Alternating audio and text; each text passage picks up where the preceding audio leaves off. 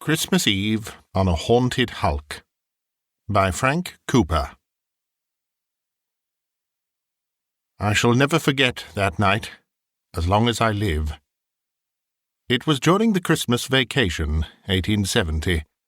I was staying with an old college friend who had lately been appointed the curate of a country parish, and had asked me to come and cheer him up, since he could not get away at that time. As we drove along the straight country lane from the little wayside station, it forcibly struck me that a life in such a place must be dreary indeed. I have always been much influenced by local colour.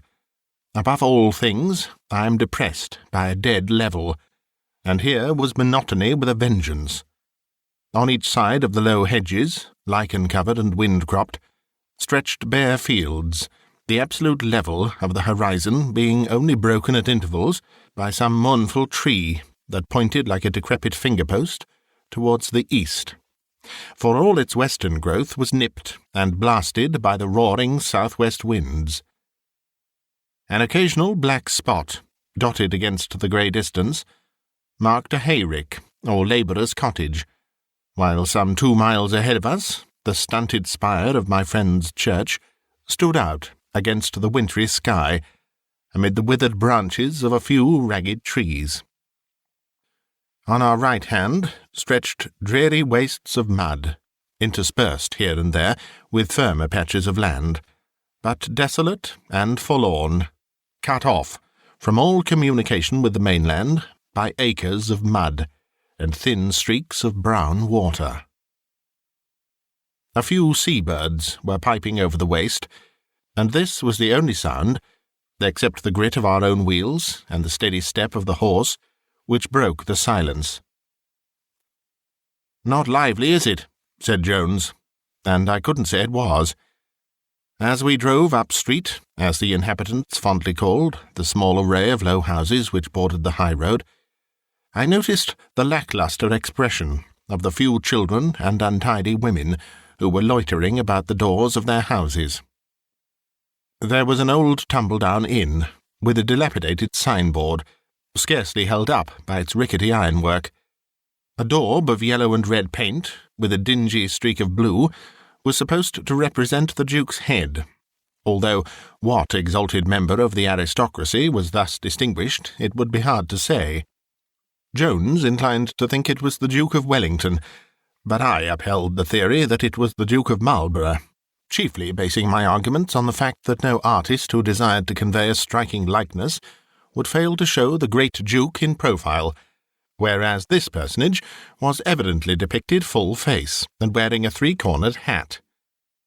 At the end of the village was the church, standing in an untidy churchyard, and opposite it was a neat little house, quite new, and of that utilitarian order of architecture which will stamp the Victorian age as one of the least imaginative of eras. 2 windows flanked the front door, and 3 narrow windows looked out overhead from under a slate roof, variety and distinction being given to the facade by the brilliant blending of the yellow bricks with red, so bright as to suggest the idea of their having been painted. A scrupulously clean stone at the front door, together with the bright green of the little palings and woodwork, told me what sort of landlady to expect, and I was not disappointed.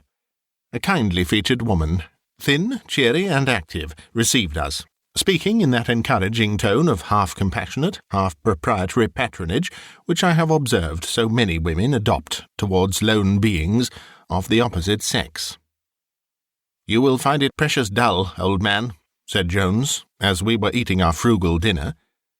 "There's nothing for you to do, unless you care to try a shot at the duck over the mud-flats.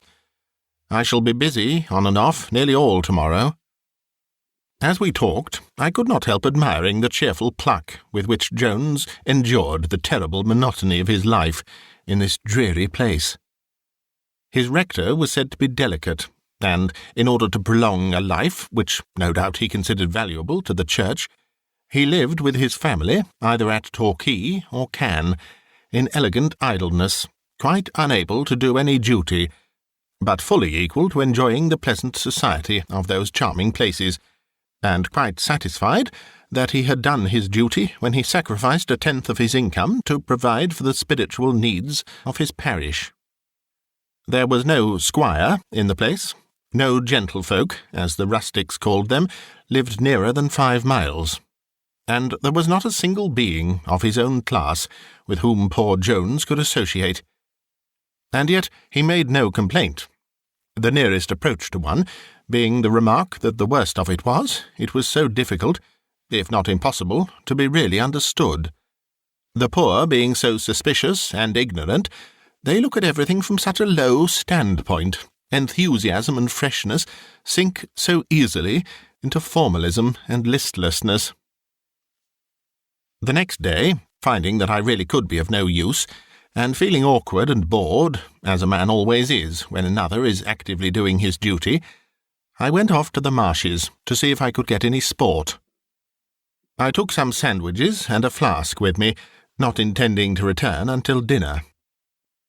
After wandering about for some time, crossing dyke after dyke by treacherous rails more or less rotten, I found myself on the edge of a wide mere. I could see some duck out in the middle, and standing far out in the shallow water was a heron. They were all out of shot, and I saw I should do no good without a duck punt. I sat down on an old pile left on the top of the sea wall, which had been lately repaired. The duck looked very tempting, but I doubted if I should do much good in broad daylight, even if I had a duck punt, without a duck gun. After sitting disconsolately for some time, I got up and wandered on. The dreariness of the scene was most depressing. Everything was brown and grey. Nothing broke the monotony of the wide-stretching mere. The whole scene gave me the impression of a straight line of interminable length, with a speck in the centre of it. That speck was myself. At last, as I turned an angle in the sea wall, I saw something lying above high water mark, which looked like a boat. Rejoiced to see any signs of humanity, I quickened my pace. It was a boat, and, better still, a duck punt. As I came nearer, I could see that she was old, and very likely leaky. But here was a prospect of adventure, and I was not going to be readily daunted. On examination, the old craft seemed more watertight than I expected. At least she held water very well, and if she kept it in, she must equally well keep it out. I turned her over to run the water out, and then, dragging the crazy old boat over the line of seaweed, launched her. But now a real difficulty met me. The paddles were nowhere to be seen. They had doubtless been taken away by the owner, and it would be little use searching for them. But a stout stick would do to punt her over the shallow water, and after some little search I found an old stake which would answer well. This was real luck. I had now some hope of bagging a few duck. At any rate, I was afloat, and could explore the little islets which barely rose above the brown water. I might at least find some rabbits on them. I cautiously poled myself towards the black dots. But before I came within range, up rose first one, then another, and another, like a string of beads, and the whole flight went, with outstretched necks and rapidly beating wings, away to my right, and seemed to pitch again beyond a low island some half-mile away. The heron had long ago taken himself off, so there was nothing to be done but pole across the mud in pursuit of the duck. I had not gone many yards when I found that I was going much faster than I expected, and soon saw the cause. The tide was falling, and I was being carried along with it. This would bring me nearer to my ducks, and I lazily guided the punt with the stake. On rounding the island, I found a new source of interest. The mere opened out to a much larger extent, and away towards my right I could see a break in the low land, as if a wide ditch had been cut through, while in this opening, ever and anon, dark objects rose up and disappeared again, in a way I could not account for. The water seemed to be running off the mudflats, and I saw that if I did not wish to be left high, but not dry, on the long slimy wastes, I must be careful to keep in the little channels or lakes which acted as natural drains to the acres of greasy mud. A conspicuous object attracted my attention some mile or more towards the opening in the land. It was a vessel, lying high up on the mud, and looking as if she was abandoned. The ducks had pitched 100 yards or so beyond the island, and I approached as cautiously as I could.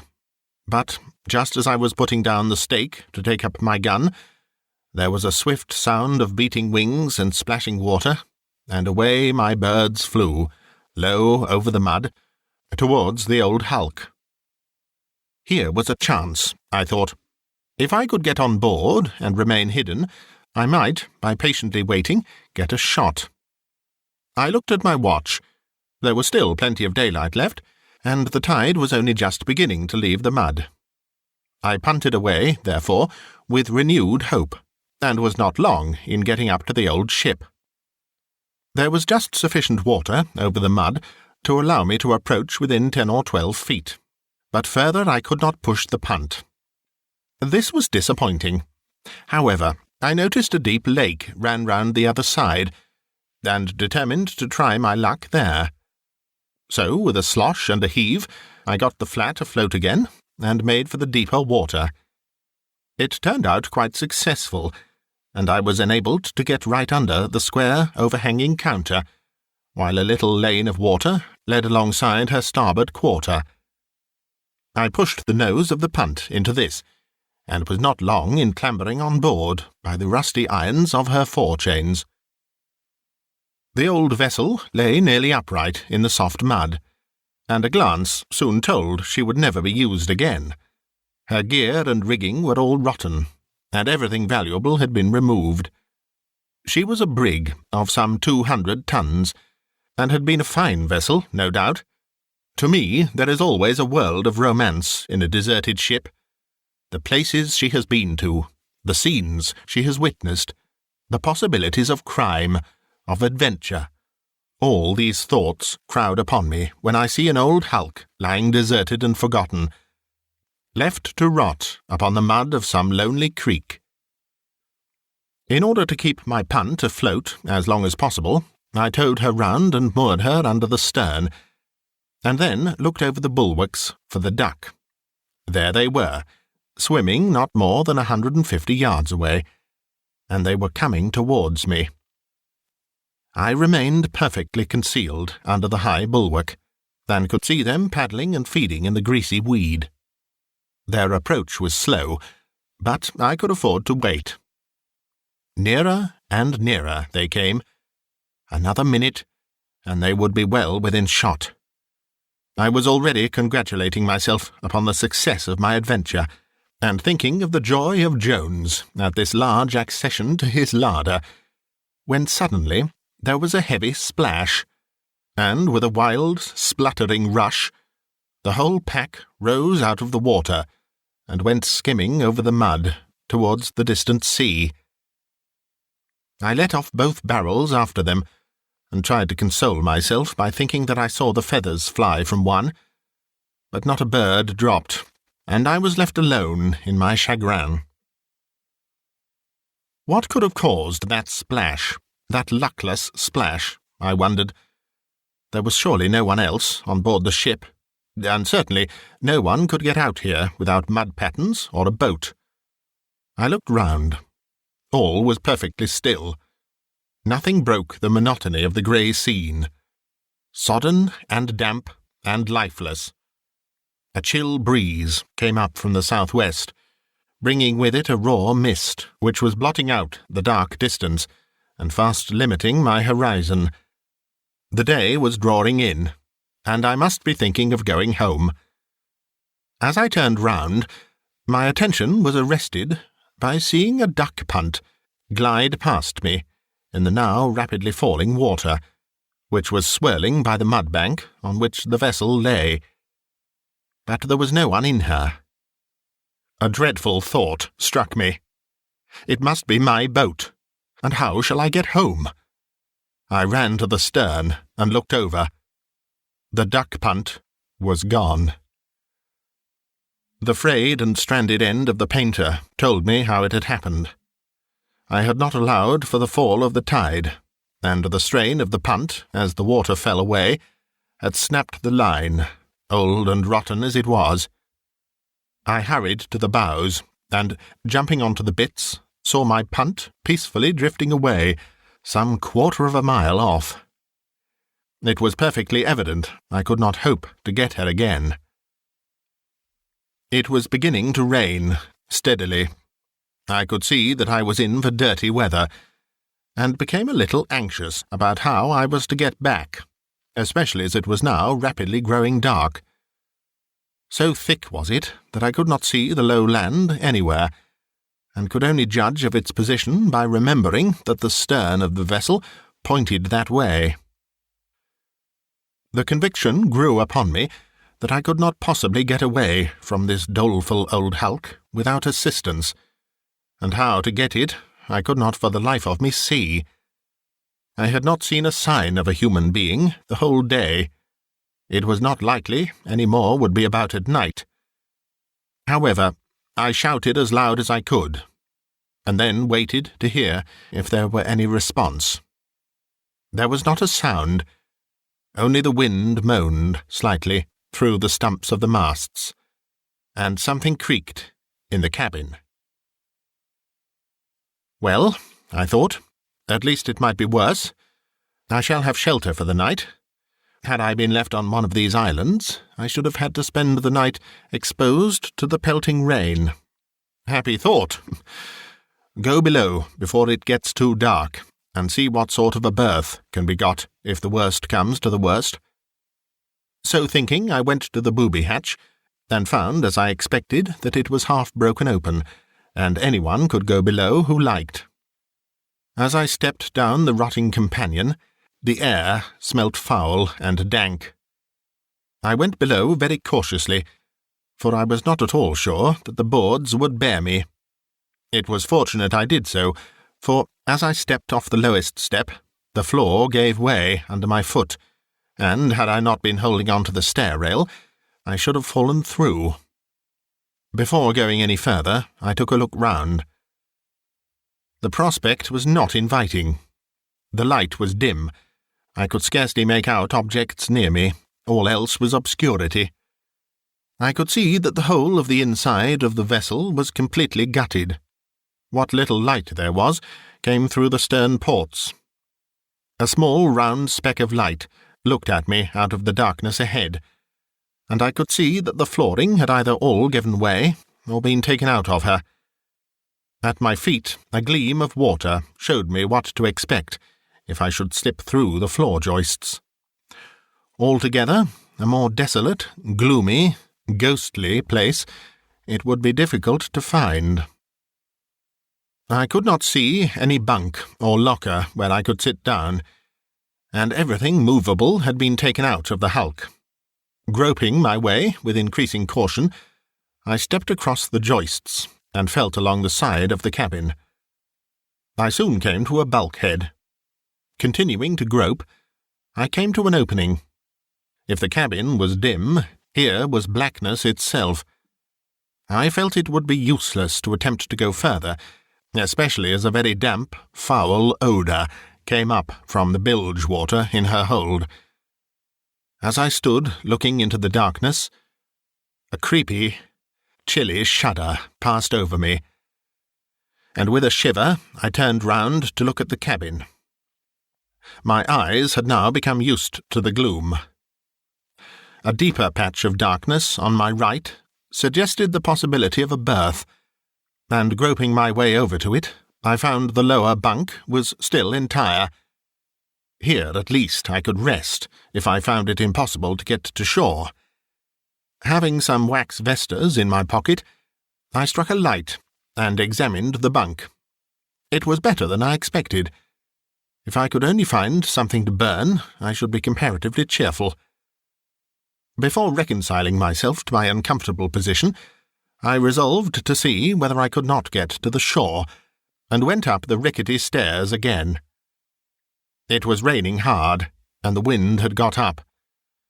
Nothing could be more dismal. I looked over the side, and lowered myself down from the main chains to see if it were possible to walk over the mud.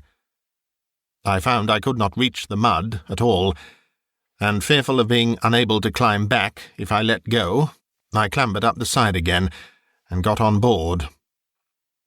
It was quite clear I must pass the night here. Before going below, I once more shouted at the top of my voice, more to keep up my own spirits than with any hope of being heard, and then paused to listen. Not a sound of any sort replied. I now prepared to make myself as comfortable as I could. It was a dreary prospect. I would rather have spent the night on deck than down below in that foul cabin, but the drenching driving rain, as well as the cold, drove me to seek shelter below. It seemed so absurd to be in the position of a shipwrecked sailor, within 2 or 3 miles of a prosy country hamlet, and in a landlocked harbour, while actually on land, if the slimy, deep mud could be called land. I had not many matches left, but I had my gun and cartridges. The idea occurred to me to fire off minute guns. That's what I ought to do, of course. The red flash will be seen in this dark night. For it was dark now, and no mistake. Getting up onto the highest part of the vessel, I blazed away. The noise sounded to me deafening. Surely the whole countryside would be aroused. After firing off a dozen cartridges, I waited. But the silence only seemed the more oppressive, and the blackness all the darker. It's no good.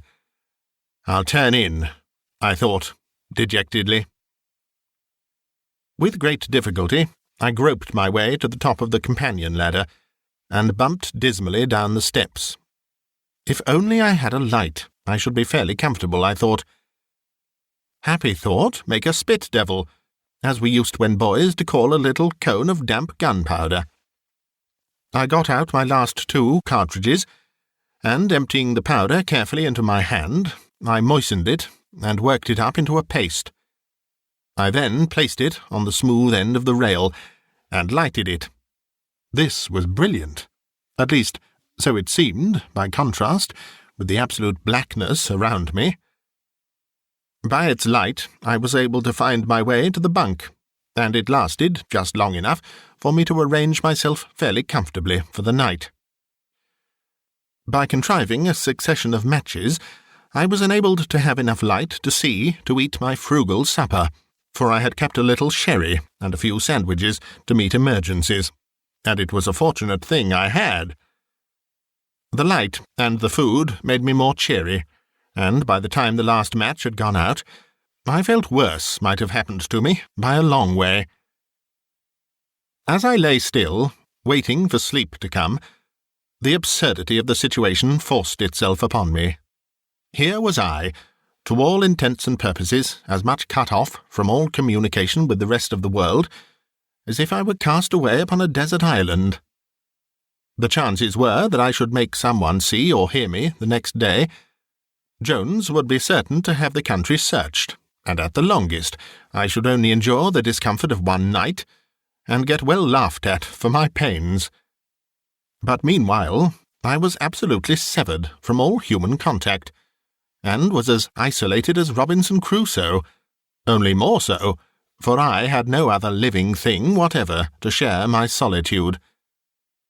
The silence of the place was perfect, and if silence can woo sleep, sleep ought very soon to have come. But when one is hungry and wet, and in a strange, uncanny kind of place, besides being in one's clothes, it is a very difficult thing to go to sleep. First my head was too low, then, after resting it on my arms, I got cramp in them.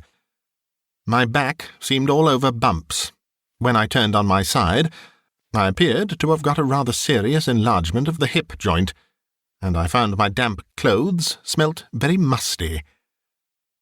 After sighing and groaning for some time, I sat up for change of position, and nearly fractured my skull in so doing against the remains of what had once been a berth above me.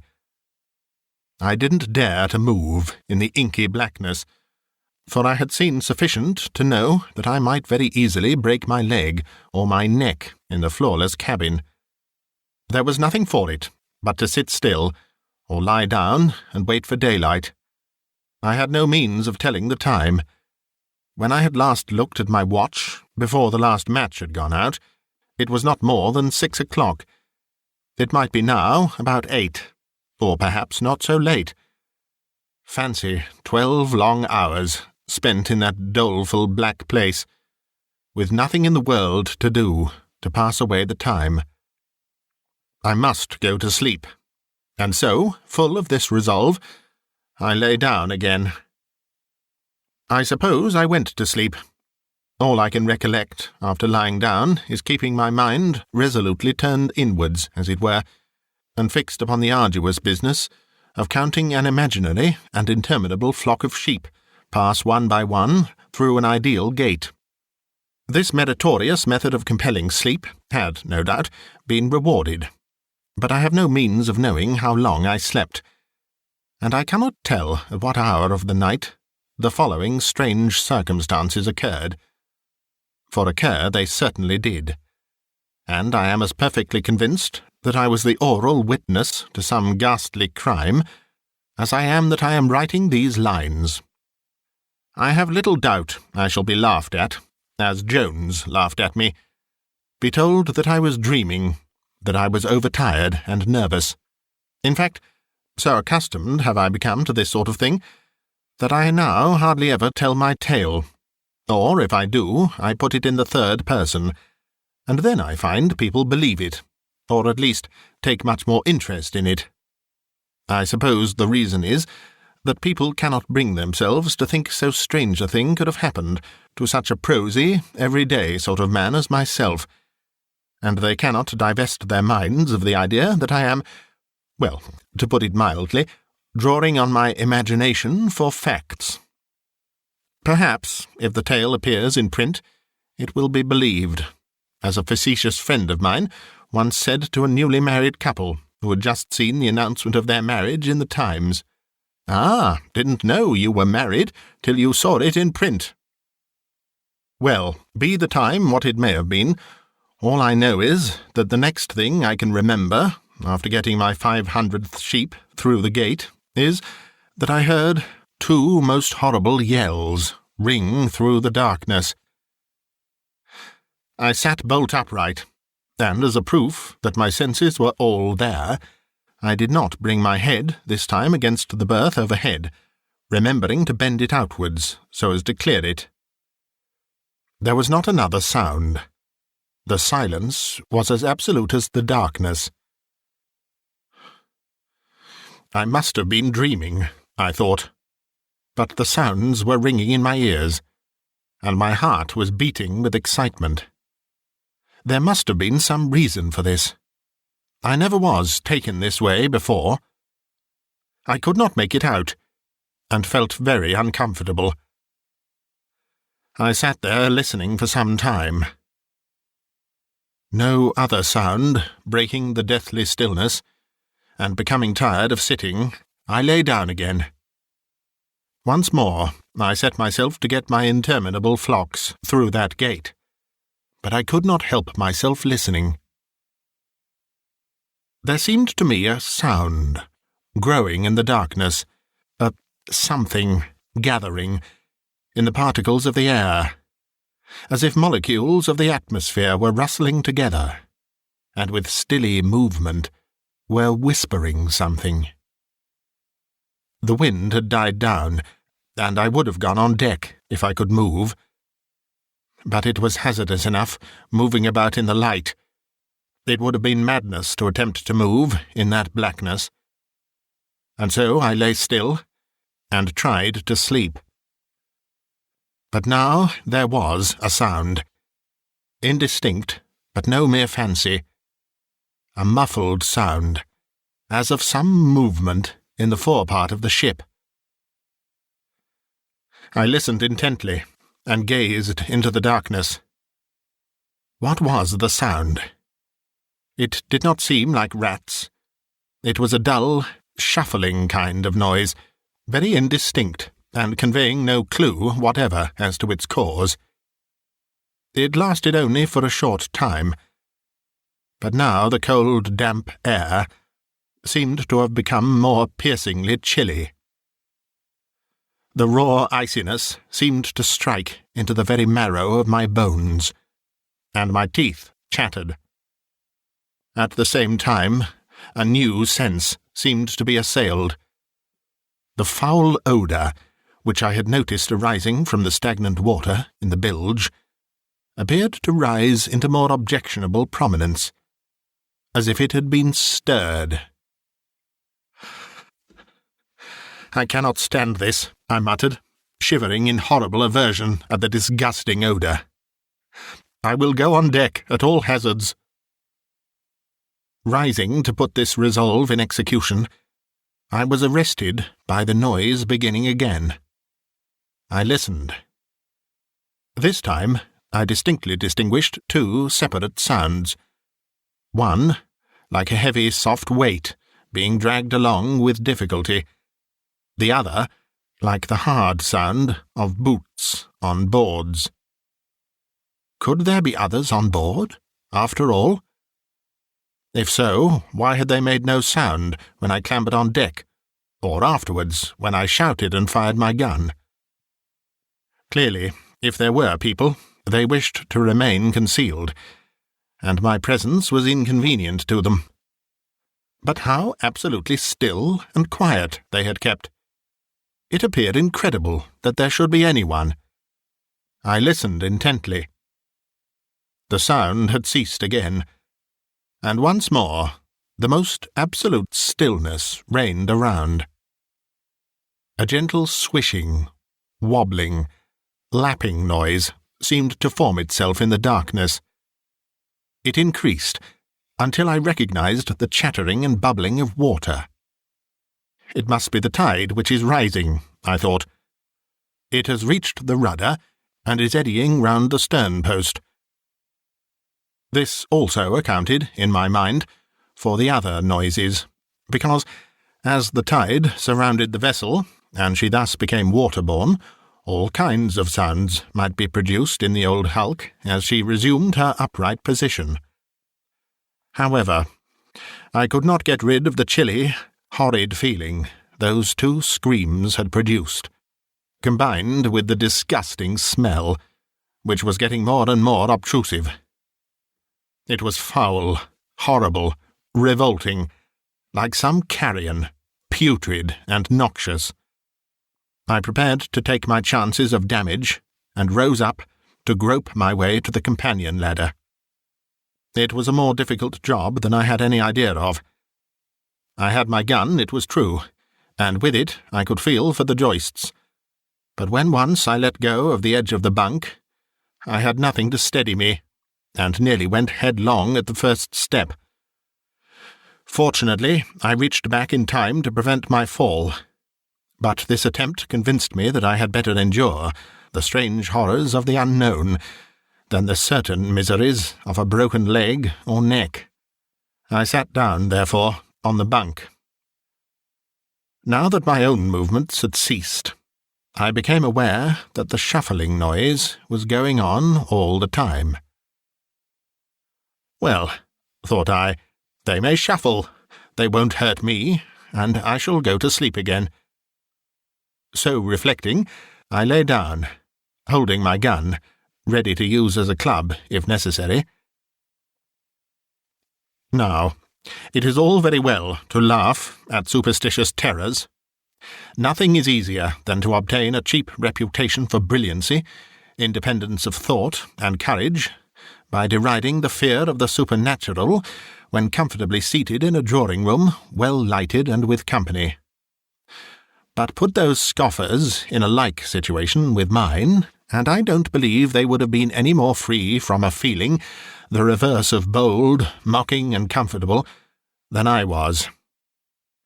I had read that most powerful ghost story, The Haunted and the Haunters, by the late Lord Lytton, and the vividness of that weird tale had always impressed me greatly.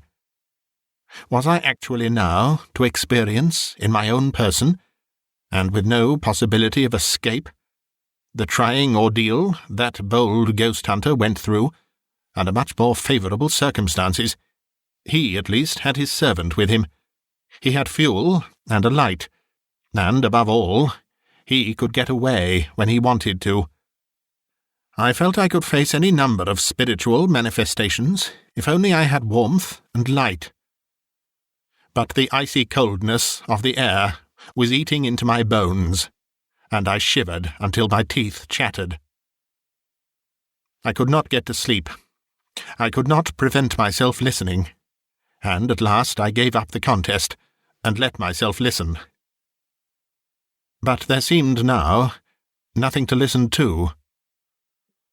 All the time I had been refusing to let my ears do their office, by putting my handkerchief over one ear and lying on my arm with the other, a confused noise appeared to reach me.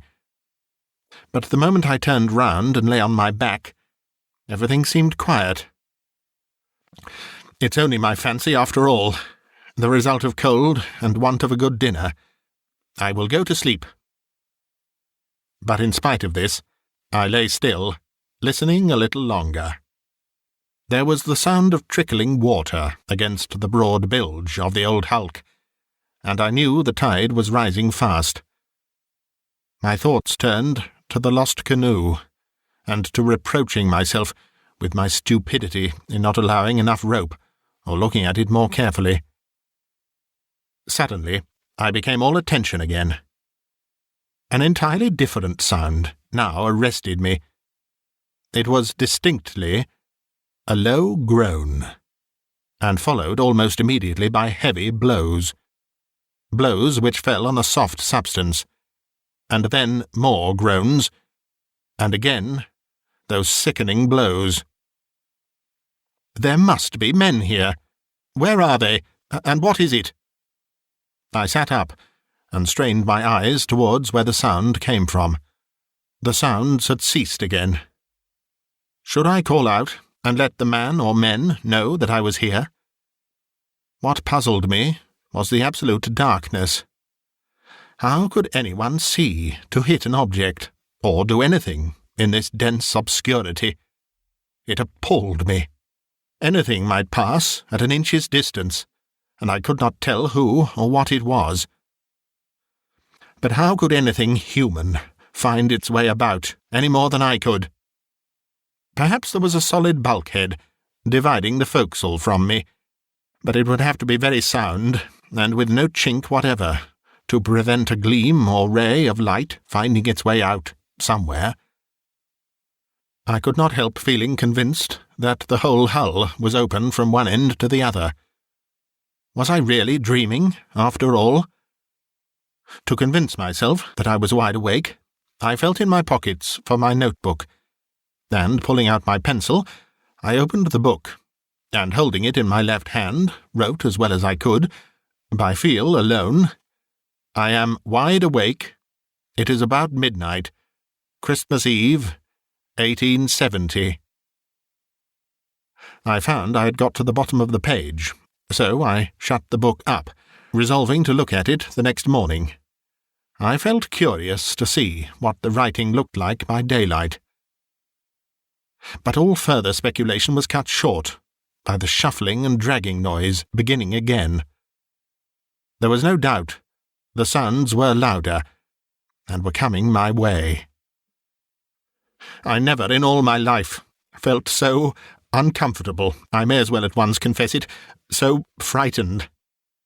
There, in that empty hull, over that boardless floor, over these rotting joists, somebody, or something, was dragging some heavy weight. What, I could not imagine.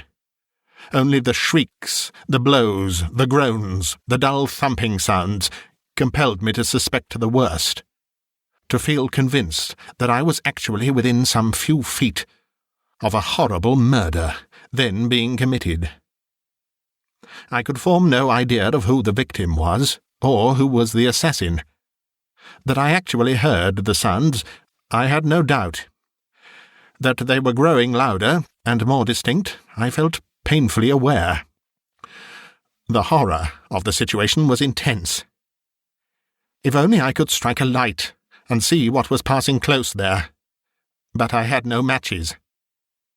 I could hear a sound as of someone breathing, slowly, stertorously, then a dull groan. And once more the cruel, sodden blows fell again, followed by a drip, drip, and heavy drop in the dank water below, from which the sickening smell rose, pungent, reeking, horrible. The dragging, shuffling noise now began again. It came quite close to me, so close that I felt I had only to put out my hand to touch the thing. Good heavens, was it coming to my bunk? The thing passed, and all the time the dull drip, as of some heavy drops, fell into the water below. It was awful. All this time I was sitting up and holding my gun by its barrel, ready to use it if I were attacked. As the sound passed me at the closest, I put out the gun involuntarily, but it touched nothing, and I shuddered at the thought that there was no floor over which the weight could be drawn. I must be dreaming some terribly vivid dream. It could not be real. I pinched myself. I felt I was pinching myself. It was no dream. The sweat poured off my brow. My teeth chattered with the cold. It was terrific in its dreadful mystery. And now the sounds altered. The noises had reached the companion ladder. Something was climbing them, with difficulty. The old stairs creaked. Bump, thump. The thing was dragged up the steps with many pauses, and at last it seemed to have reached the deck. A long pause now followed. The silence grew dense around. I dreaded the stillness, the silence that made itself be heard almost more than the sounds. What new horror would that awful quiet bring forth? What terror was still brooding in the depths of that clinging darkness? Darkness that could be felt. The absolute silence was broken, horribly broken, by a dull drip from the stairs, and then the dragging began again. Distant and less distinct, but the steps were louder. They came nearer. Over my head, the old boards creaked, and the weight was dragged right over me. I could hear it above my head, for the steps stopped, and two distinct raps, followed by a third heavier one, sounded so clearly above me that it seemed almost as if it was something striking the rotten woodwork of the berth over my head. The sounds were horribly suggestive of the elbows and head of a body being dropped on the deck. And now, as if the horrors had not been enough, a fresh ghastliness was added. So close were the raps above me that I involuntarily moved, as if I had been struck by what caused them.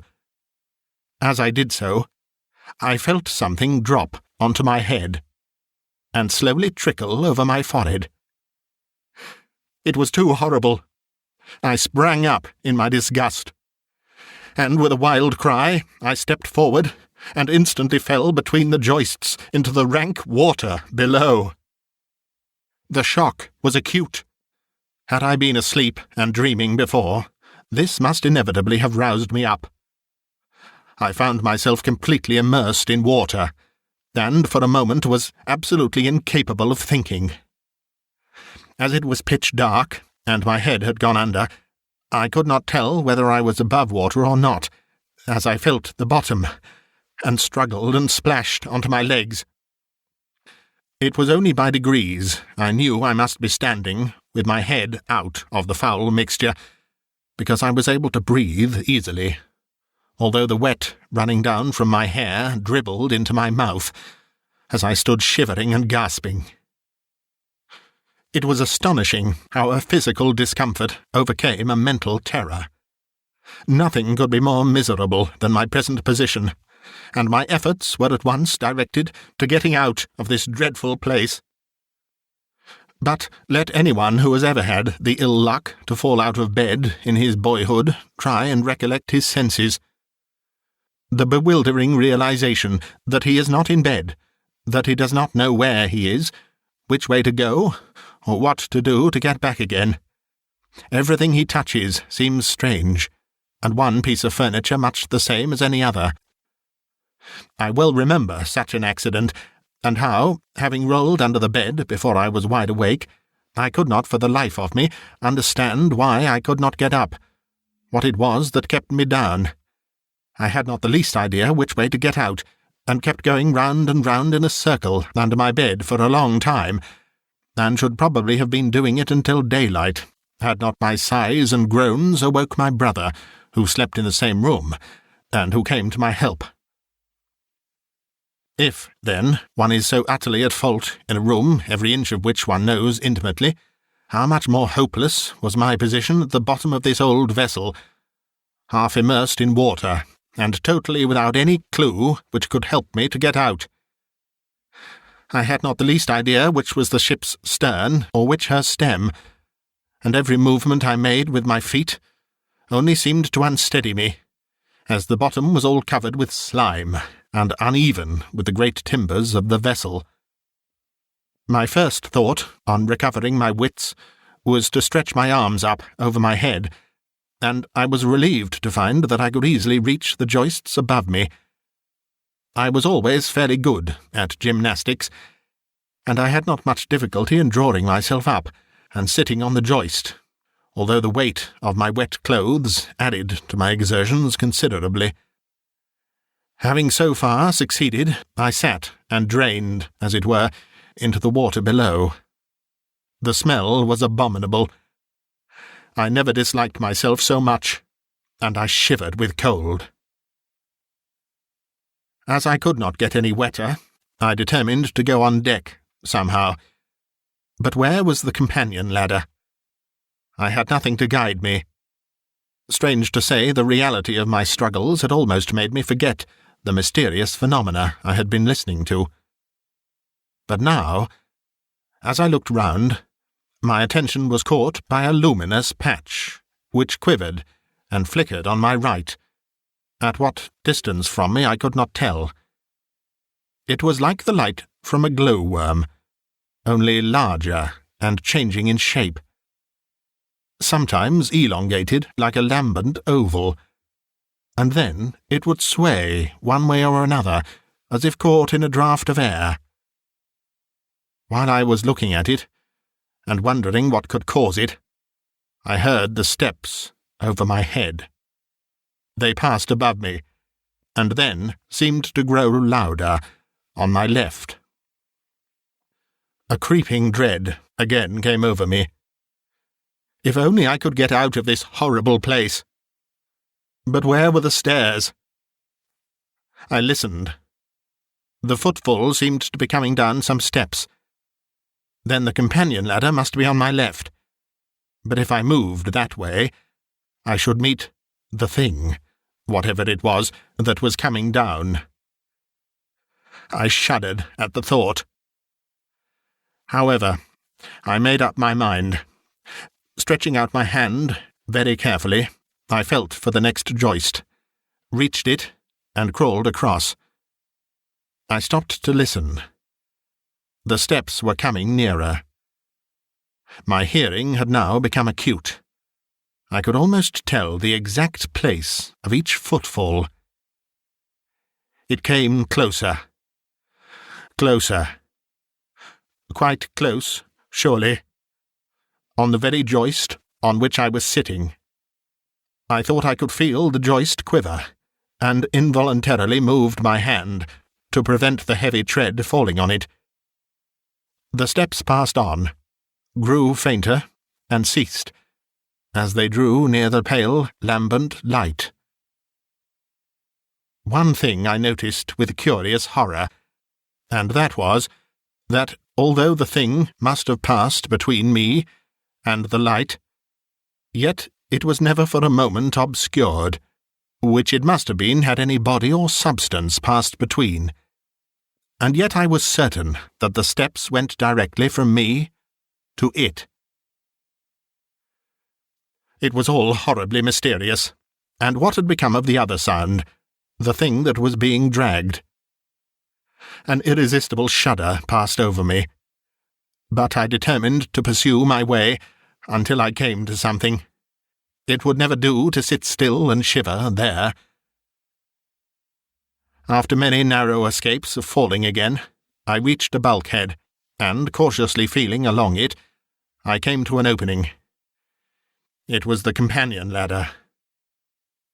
By this time, my hands, by feeling over the joists, had become dry again. I felt along the step to be quite sure that it was the stairs, and in doing so I touched something wet, sticky, clammy. Oh, horror! What was it?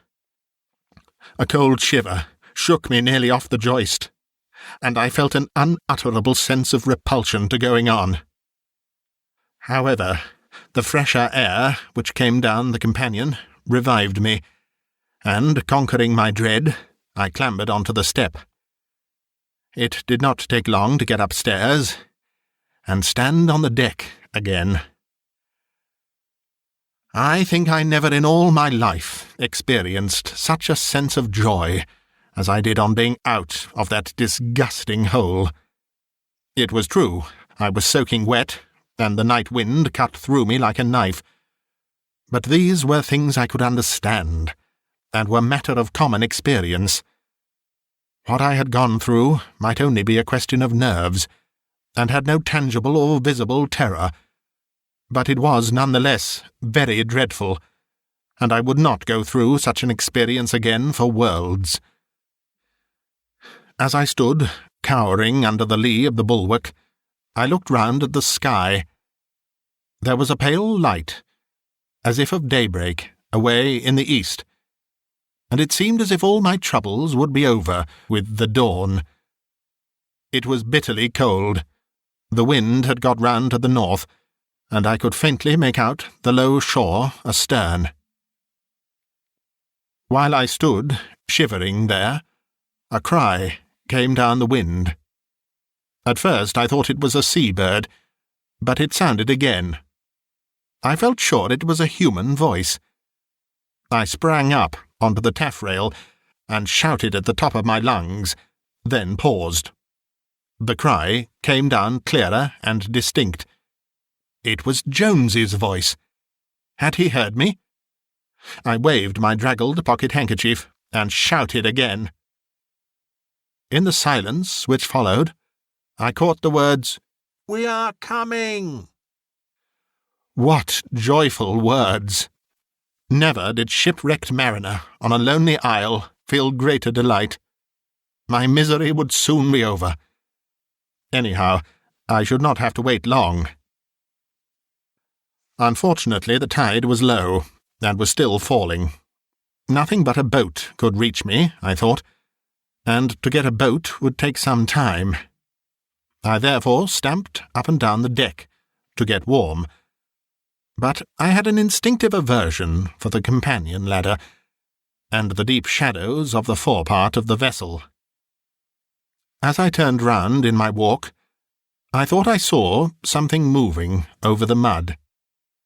I stopped. It was undoubtedly a figure coming towards me. A voice hailed me in gruff accents. "Lily ahoy! Be anyone aboard?"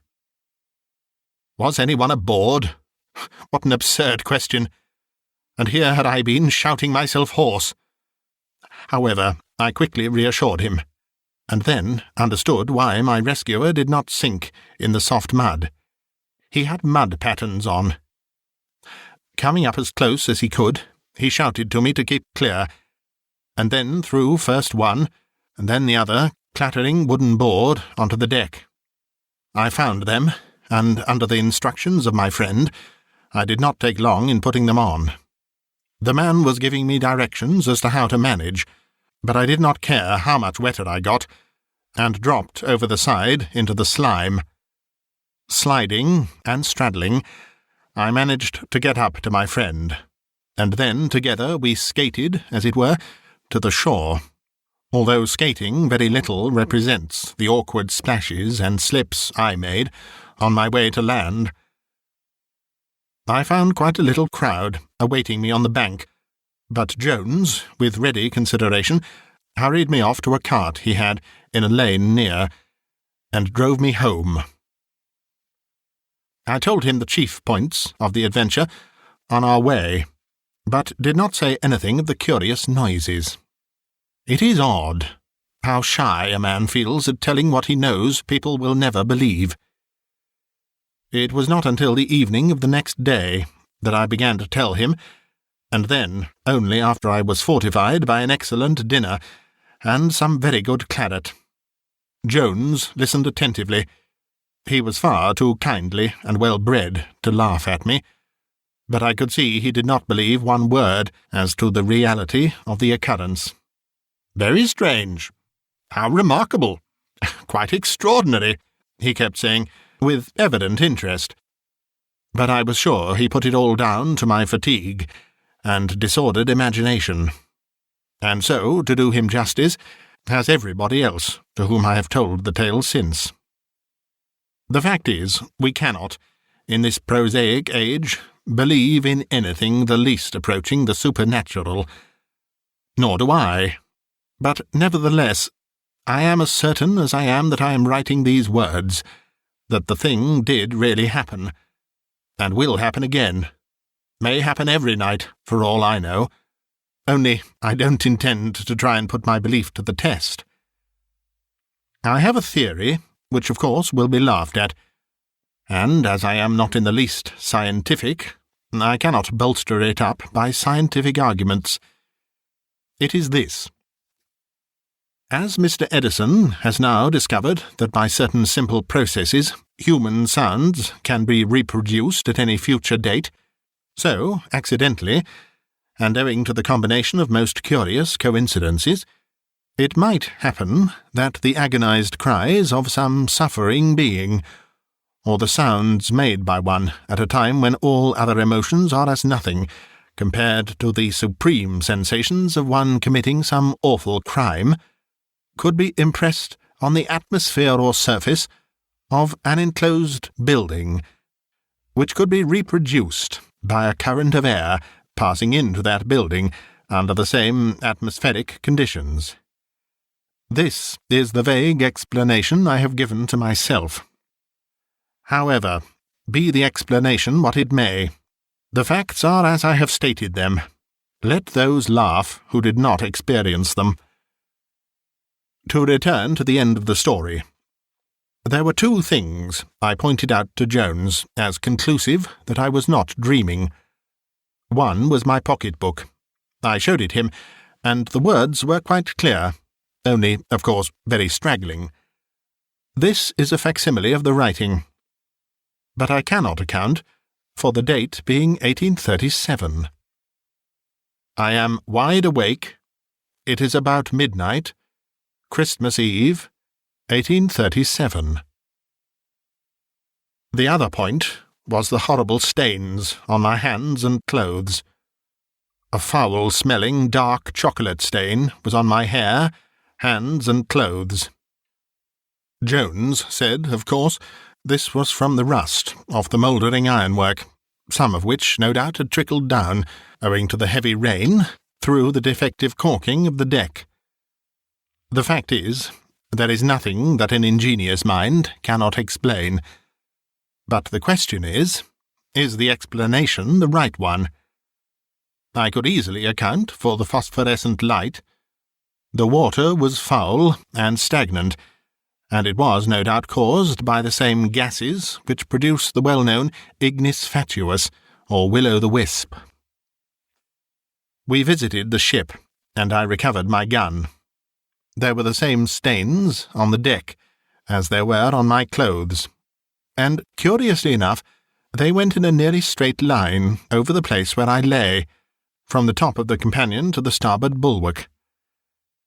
We carefully examined the forepart of the ship. It was as completely gutted as the rest of her. Jones was glad to get on deck again, as the atmosphere was very unpleasant, and I had no wish to stay. At my request, Jones made every inquiry he could about the old hulk. Not much was elicited. It bore an evil name, and no one would go on board who could help it. So far it looked as if it were credited with being haunted. The owner, who had been the captain of her, had died about 3 years before. His character did not seem amiable, but as he had left his money to the most influential farmer in the district, the country people were unwilling to talk against him. I went with Jones to call on the farmer, and asked him point-blank if he had ever heard whether a murder had been committed on board the Lily. He stared at me, and then laughed.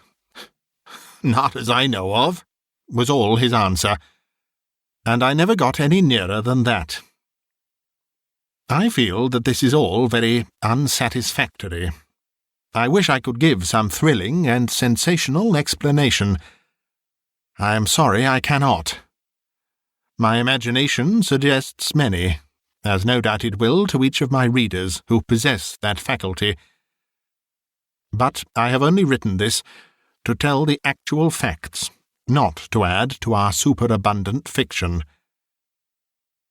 If ever I come across any details bearing upon the subject, I will not fail to communicate them at once. The vessel, I found, was the Lily of Goole, owned by one Master Gad Earwaker, and built in 1801.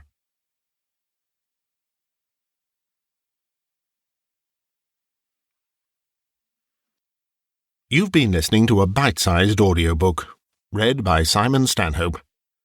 If you'd like to hear more bite-sized audiobooks, please try the links below, and do click subscribe, and hit the bell for notification of future uploads. You may also be interested in becoming a channel member. There are a few options available, with various benefits. Click the Join button to find out more. This recording is copyright Bitesized Audio 2020. Thank you for listening.